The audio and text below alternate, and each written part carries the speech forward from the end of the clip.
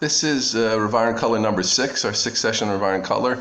Let's take a moment and just review where we've been so we don't lose focus. So we spoke about at the beginning a general sense of who Rav Aharon was, and we said those stirring words of Rav Shach, that he was both the single person in the door who, Bekoch Pilpulo, through his Torah, could raise the whole generation.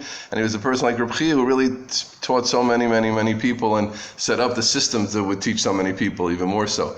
Then we spoke about his fundraising aspects that brought out an interesting and not often thought about aspect about how hard he worked in fundraising, how much involved he was, and how he was singly doing it every day. And the bizyonis, the humiliations that he suffered together, so unfortunate with so many Gedolei Yisrael that they suffered for the Jewish people, for Klal Yisrael, to build Torah, that we should gain an appreciation of what we have today.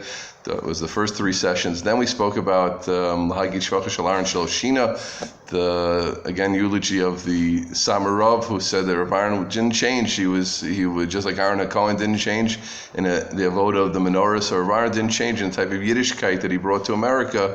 The Reina Vinkela, the pure corner, was what he wanted to do, and he really went against all odds and did bring in that ruach to a very, very different way of thinking to America, to bring in these ideas of Torah Lishma, of Torah for its own sake. And finally, last time we mentioned that even though Rav Aharon was like that, you think he was therefore always focusing on the old days and how great things were and how America is terrible, etc. That wasn't his ruach at all. He was very forward-looking and never discussed klutz, and he was there doing something. Just to look at what's coming. We're going to be speaking in coming weeks, Bezrat Hashem, about his leadership, his amazing leadership, how he brought other people's in more about exactly what the activities he did, talk about his amazing accomplishment and really unusual and unique accomplishment of being, on the one hand, so involved in Sarchei Tzibur, on the other hand, so uniquely involved in learning his whole life. And finally today, what I want to focus on now is the historic mission that he was on. Rav Aharon was once asked, why do you go to America? Why not build Torah? Obviously he was going to build Torah. He was built to be a Rosh Hashiva. He was a Rosh Hashiva already in Europe. Why do you go to America? Why not go and build Torah as others were doing in Eretz Yisrael?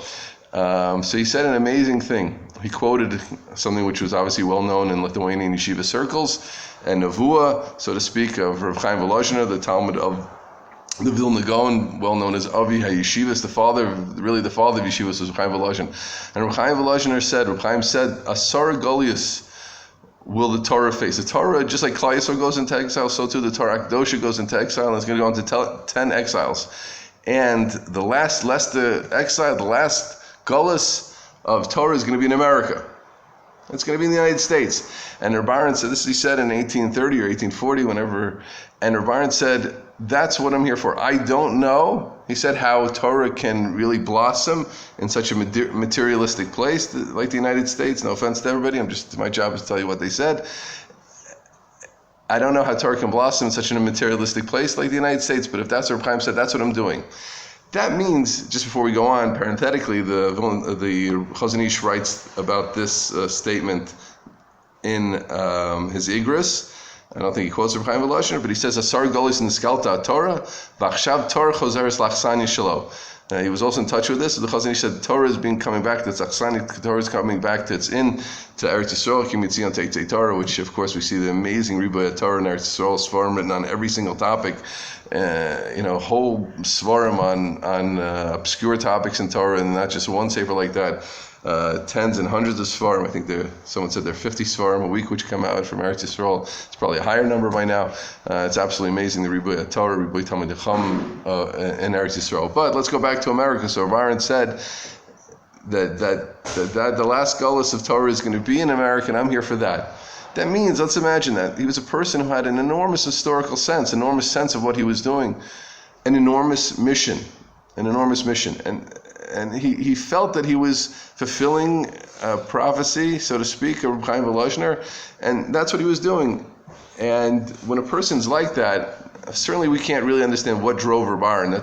That's like a type of question you ask in history books. Let's appreciate when we talk about Gedolei Yisrael. They're way beyond our musagim, right? And I'm not a chassid, but this is the truth. There are people who live beyond. Point one thing and say Rav Aharon was successful because of this, like people write in their books. These are my keys to success. Unless he told us, we couldn't really know because he was so beyond us. But for us, the limud is that someone who is on a historical mission and perceives himself, even on a mission, on a shlichus, I'm doing something specific, there's no end to what you can accomplish when you have that sense that I'm here for a purpose, I'm here for a reason.